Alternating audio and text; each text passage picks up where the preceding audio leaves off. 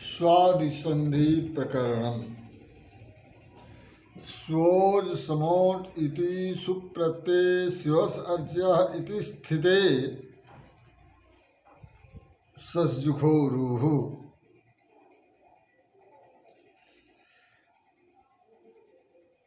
स्वादिसंधि नाम रखने का उद्देश्य यह है कि प्रातिपदिक शब्दों से प्रथमादि विभक्तियों के रूप में सुप प्रत्यय विहित है। उनमें सर्वप्रथम प्रत्यय सु है। अतः उन विभक्तियों के जोड़े जाने पर जो संधि अंजन्य परिवर्तन होते हैं उन्हें स्वादिसंधि के अंतर्गत रखा गया अथवा स्वादिसंधि कहते हैं। सोज समोट सूत्र से सुप्रत्यय का समावेश कर शिवस अर्च्या ऐसी स्थिति होने पर सस्जुखो रूह पदान्तस्य सस्य सुजुख शब्दस्य च रूह स्यात् जस्त्वापवादः। पदांत में विद्यमान दंत सकार तथा सजुष शब्द के स्थान में रू होता है। यह सूत्र जस्तु का अपवाद है। सर्वप्रथम सुप्रत्यय को अभिलक्षित कर संधिजन्य परिवर्तन के स्वरूप का निवर्चन किया गया है। विशेषतः अर्थात पदस्य का अधिकार है। सूत्रस्थ पद सस्जुखो इसका विशेषण है, अतः उसमें तुरंत विधि अपेक्षित है। इस प्रकार पदांत में विद्यमान दंत स एवं सयुक्त का मूर्धन्य स सश्च सजुश्च सस्जुखो तयो स्थानीय है तथा आदेश रू है। तदनुसार सूत्रार्थ होता है पदांत शकार तथा पदांत सजुक के मूर्धन्य स के स्थान पर रू आदेश होता है। रू में ऊ की संज्ञा होने पर शिवर अर्च्य स्थिति हुई। यह सूत्र झलान जशोन्ते से प्राप्त जस्त विधि का बाधक है। रूप विधान तथा जस्त विधान दोनों ही पदांत में होने के कारण एक साथ प्राप्त होते हैं। अतः जिन ना प्राप्त न्याय से रूप विधान जस्त का बाध है। अतोरोरप्लुतादप्लुते अप्लुतादतः परस्य रोह उह स्यादप्लुतेति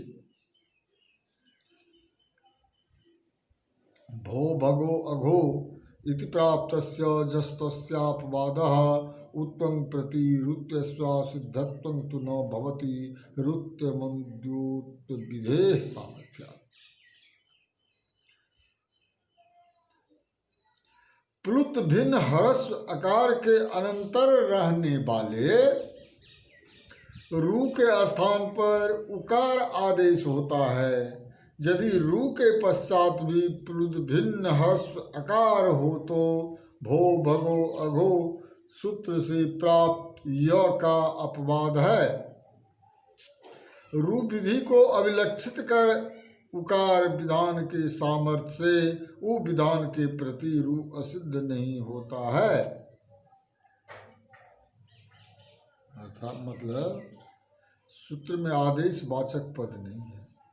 वह रित उत सूत्र से उत की अनुवृत्ति आने पर विदित होता है।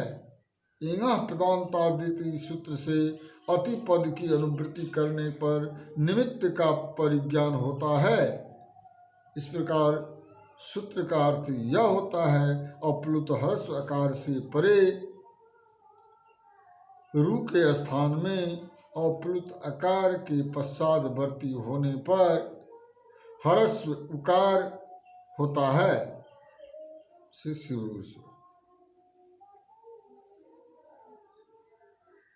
यह सूत्र यकार विधायक सूत्र भो भगो अघो का बाधक है।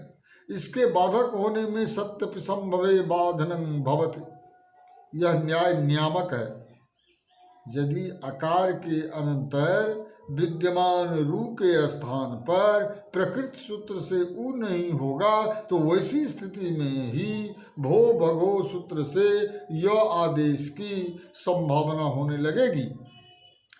ऐसी संभावना में य विधायक शास्त्र को प्रवृत्त होने नहीं दिया जाता। इस प्रकार उ विधायक शास्त्र के बाधक होने पर भी यह शंका होती है कि पूर्वत्र सिद्धम द्वारा प्रतिपादित असिद्ध विधान के नियम से उ विधायक शास्त्र की दृष्टि में रू विधान असिद्ध होने के कारण रू के स्थान पर उ की प्राप्ति ही नहीं है। इस स्थिति में बाध्य बाधक भाव की संभावना का प्रश्न ही नहीं उठता। इसका उत्तर यह दिया जाता है कि रू को अभिलक्षित कर ही उकार विधान किया गया है। इस कारण यह रू विधायक शास्त्र असिद्ध नहीं माना जाता। प्रथमयोः पूर्व सवर्णः अकः प्रथमा द्वितीयो रचि परे पूर्व सवर्ण दीर्घ एकादेशः स्यात् इति प्राप्ते। अक के अनंतर प्रथमा द्वितीया विभक्ति संबंधी अच वर्ण के रहने पर पूर्व सवर्ण दीर्घ एक आदेश होता है। इस तरह इसकी प्राप्ति होने पर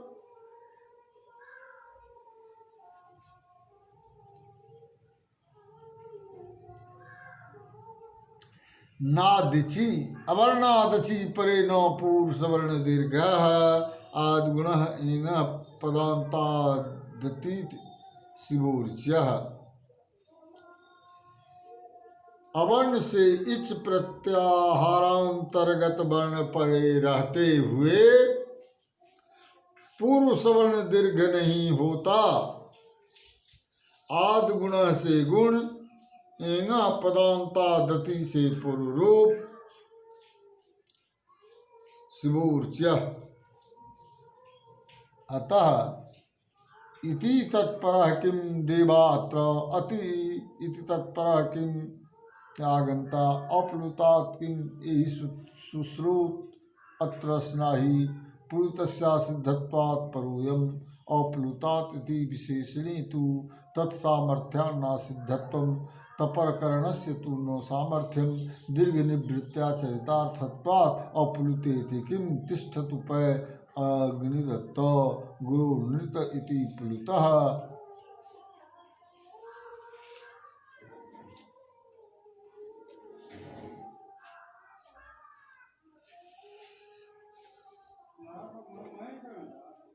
अतः पद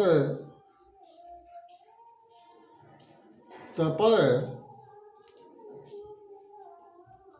उदित क्यों किया है? देवात्र अति पद में तो पर क्यों किया?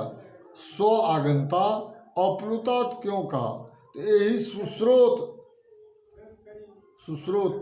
अत्र स्नाहि प्लुत के असिद्ध होने के कारण यह हरस्व आकार से परे है। अप्लुतात वह विशेषण मानने पर उनके सामर्थ्य से असिद्ध नहीं होता। दीर्घ निवृत्ति में चरितार्थ हो जाने के कारण तपर उच्चारण प्लुत के असिद्ध न होने का बोध नहीं करा सकता। अप्लुते क्यों कहा? तिष्ठतु पै अग्निदत्त गुरु नृतः सूत्र से यहाँ प्लुत हुआ है। अर्थात पूर्व सूत्र में अतः पद रखने से हरस्व आकार से परे रू को उकार होता है। उसके न रहने पर देव जस अस देवास अत्र देवार अत्र देवाय अत्र देवात्र। यहाँ पर देवार अत्र इस स्थिति में दीर्घ आ के अनंतर रौ को उ प्राप्त होने लगेगा, वह न हो इस कारण अतः का कहा। रौ के पश्चात भी हरस्वकार अपेक्षित होने के कारण सूत्र में अतिपद का सन्निवेश किया गया है। उसके न रहने पर स्वस आगंता स्वर आगंता स्व आगंता स्व आगंता। यहाँ पर स्वर आगंता इस स्थिति में रौ के पश्चात आ होने पर उ की प्राप्ति होने लगेगी, वह न हो।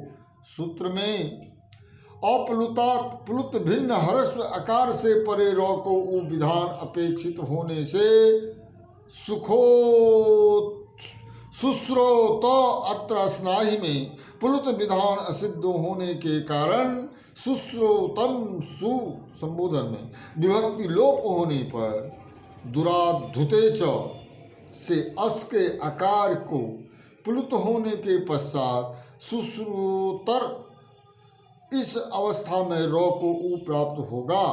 अप्लुतात विशेषण रखने पर उस पद की उपयोगिता को ध्यान में रखते हुए असिद्ध विधान नहीं माना जाता। तदनंतर रौ के स्थान में य होकर पुनः उसका लोप होता है। सुश्रुत य जोड़ अत्र अस्नाही बराबर सुश्रुत अत्र स्नाही। केवल अतः के तपर से प्लुत भिन्न अर्थ की कल्पना नहीं की जा सकती, क्योंकि वह तपर तो दीर्घ की निवृत्ति करने में चरितार्थ हो चुका है। इस हेतु हरस्व आकार का प्लुत भिन्न विशेषण प्लुत के असिद्ध होने के कारण प्लुत युक्त स्थलों में प्राप्त उ का निवारण करने के लिए आवश्यक है। रौ के पश्चात भी अप्लुते अतिप्लुत भिन्न हरस्व आकार की स्थिति अपेक्षित होने से तिष्ठतु पय अग्निदत्त में पयस शब्द के अनंतर प्लुत अ होने के कारण दंत सौ बराबर रौ होने पर उस रौ का उ की प्राप्ति नहीं होती। अ को गुरो नृतोऽनन्तस्याप्येकैकस्य प्राचाम से प्लुत हुआ है। हसी च अप्लु तादतः परस्य रो उ स्याद्धसी शिवो वंद्य। अप्लुत हरस्व आकार के पश्चातवर्ती रौ के अनंतर हस वर्ण रहने पर रौ के स्थान में उ होता है शिवो वंद्य। रूप में उकार के अनुबंध रूप में ग्रहण करने से प्राप्त रत्र तथा भ्रातर गच्छ में उ नहीं हुआ। देवास यह ऐसी स्थिति में रू हुआ।